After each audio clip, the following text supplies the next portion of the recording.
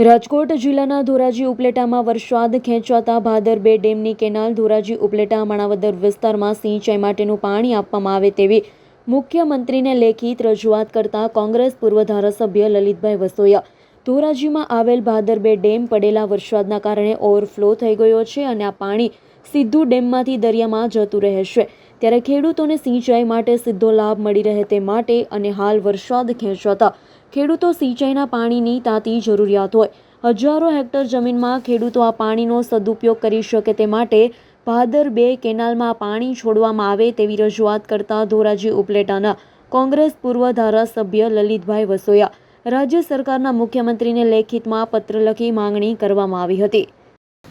આજે રાજ્યના મુખ્યમંત્રીશ્રીને મેં પત્ર લખી ધોરાજી ઉપલેટા અને માણાવદરના ખેડૂતો માટે ભાદર 2 ડેમ જે પહેલા વરસાદથી જ ઓવરફ્લો થઈ રહ્યો છે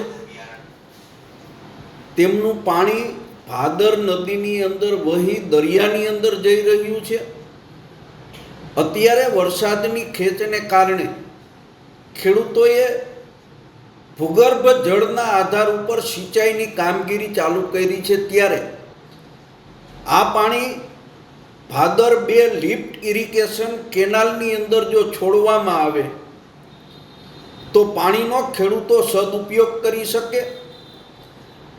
અને 3 થી 4 હજાર હેક્ટર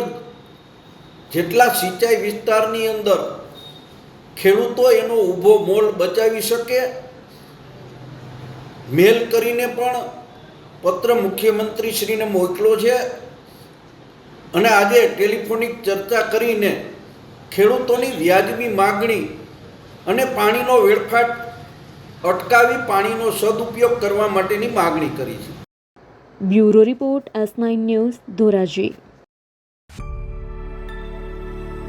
અમારી તમામ માહિતીથી અપડેટ રહેવા માટે જોડાયેલા રહો S9 ન્યૂઝ સાથે।